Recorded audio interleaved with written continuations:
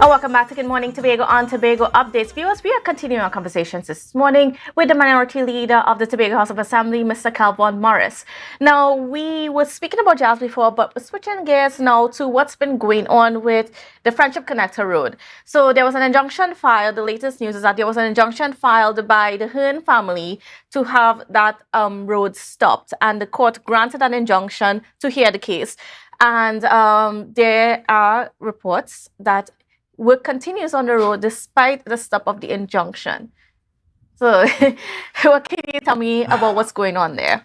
Kandace, let me say frontally, first and foremost, because there seemed to be an attempt to align the people's national movement to the challenges this administration is being faced with the road. And the challenges that this administration is facing has to do with the law and the agencies that enforce the law, one being the EMA. And the EMA, I see Tobagonians suggesting that the EMA is some tool of the central government. And I want Tobagonians to understand that the EMA is a statutory independent body that governs the administration of both the central government and the Tobago House of Assembly. That is one, frontally. Then you have our judicial system, the court, which is an independent, separate arm of state that has also ruled on this matter. Yet you're having persons trying to align the PNM to the outcome of those matters. And I want to distance the PNM. I want to distance the minority from that, because in the first instance, the person who raised concerns about this environmental impact, it was an employee of the Tobago House of Assembly, because the THA allowed a contractor to start a contract where they are bulldozing trees without the relevant CC clearance. And that was reported. And then you have a private citizen who felt disenfranchised from perhaps his property that is up for contention, took to the court about his grievances and raised concerns that here you have someone who is required via CC to have town and country planning, and the court agreed when the court asked if there was any town and country planning permission. The division had none. So you have a secretary managing a division that continues to infringe and disobey the law. And as you, just to get to speed to what you just revealed, the reports coming to us even now is notwithstanding that there's an injunction that the court has decided upon this matter. The division,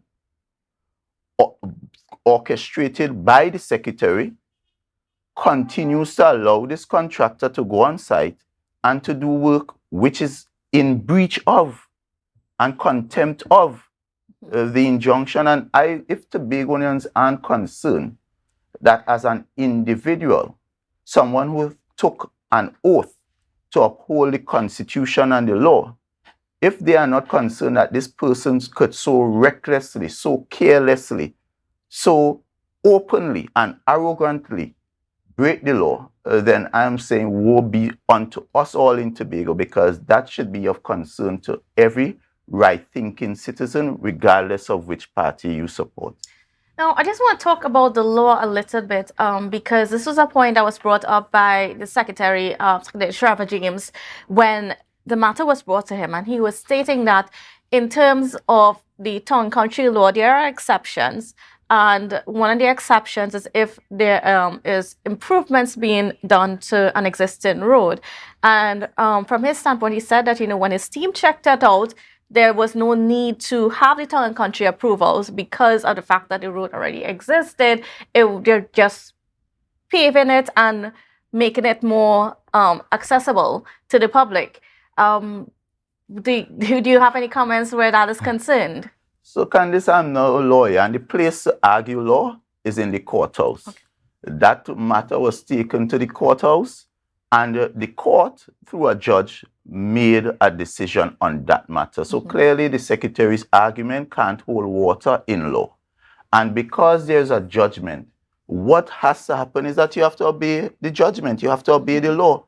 But clearly, this secretary believes that he is bigger than even the judge, he's bigger than even the law, and continues to break the law by having persons down there operating. And that is a fact. I've had videos coming to me showing me excavator operating on site in breach of the injunction. And I do not know how a responsible chief secretary could allow a secretary to continue to be so disobedient, so deviant. What is the example are we setting for the younger ones? And perhaps this is why we are facing this situation with crime in Tobago as we are, because if you're seeing in front of your face someone who took an oath, someone who is empowered, that decides to so flagrantly break the law, then who am I as a normal man? How can these people as the executive come and talk about criminality when you are in fact conducting yourself in such a way that is in breach of the very constitution and the very law? Should the road be constructed? So Kandace, let me pitch this to Tobagonians. And I want Tobagonians, let us chat, let us talk as Tobago people. Let us put aside which side or which color. But you have two scenarios. You have a road where you are getting 2 lanes, first ever in the history of Tobago. 2 lanes on the left side, 2 lanes on the right side. You are getting all the ancillary drains, roundabout, nice plants, rails. You're getting a utility corridor, so you're not seeing any poles up in the air. And that road is going to take you, as soon as you turn off from Shervan and you go into Cove and you turn onto that highway, you can get all the way down to Crown Point, right to the edge of where the airport would be, because it's going to take you all the way back. So it will become a real diversion from the main thoroughfare along the front area of Milford Road. You are getting that, and you don't have to pay a cent. Somebody is paying that bill for you. Conversely, you have a situation where you don't have the money. You now have to go and find somebody with the money. And that somebody now is inflating the value of the work they have to do because you are really taking a loan. So they are doing the work for you from their own pocket, and the road that they are building for you does not even carry you half the way that the road you are getting for free. In fact, the road you are getting is going to take you right back into the very traffic that you are trying to alleviate and get away from. And for me, if I was a Tobagonian with that choice, I think the choice is clear. You have a road carrying you all the way down, dual lanes. You have a next road, single lane, carrying you back into traffic, $70 million of monies that you don't have. And it's now 70 million plus, because we have already paid $1.1 million in law fee. And because we have an injunction, perhaps you would have to pay additional monies to the contractor for delays. And that is something the secretary would have to answer in the House, because we're going to ask him the question if there are additional funds to be paid. And we will all find out. But you have now put yourself in a legal conundrum.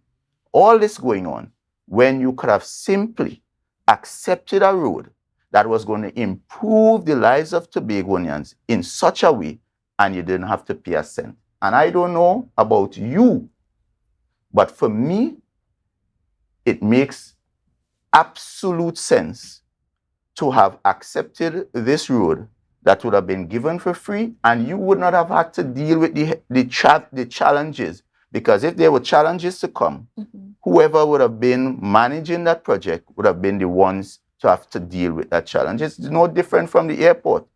We are getting $1 billion airport basically for free, because it is not the Tobago House of Assembly that is carrying the cost. It is the central government. And should we have basically say, no, we don't want the airport, we want to build it ourselves, and try to find $1 billion. No, you don't do that. But have you also ensured that the airport has tongue and country approval? Because that's the accusation that's coming from Mr. James. Well, that airport matter, and this is why we cannot continue to play bottle washers on this side. We cannot continue to play basically armchair lawyers, because these matters have all been tried and tested in the court. You know, private citizens approach the court, and if that was the situation, that would have been dealt with at that time. So for Mr. James to be true, and you know, one of the challenges I take umbrage with Mr. James trying to tell Tobagonians that because, or if one side do it, then it's okay for the other side to do it. They campaigned, and the campaign they campaigned about was, let me fix this. And let me fix this to Tobago, and meant that anything that was being done wrong, we're going to correct those wrong, and we're going to do it better. Not the same, not lesser, but better. And this is a challenge when I talk to Tobagonians, where their disappointment lies, is by the fact that the very change for better that they would have voted for, it has not been realized by the actions of the people they would have put in place. And they have to come to that realization that Tobagonians demand more of you. Tobagonians do not demand the same. Tobagonians demand you doing things differently, and differently better, not differently worse. All right. Well, that's where we're going to have to leave things this morning, because we're out of time. But Mr. Morris, I just want to thank you for being on with us and for sharing those perspectives. I know there's quite a lot more things in the air. So hopefully we'll see you again very shortly. Yes, I'm always available to have a chat with you and the people of Tobago. Certainly. So anytime. I appreciate it. All right. Well, viewers, we got to go for a quick break, but we'll be back because we got a whole lot more on GMT. Don't go anywhere. It's a brand new morning.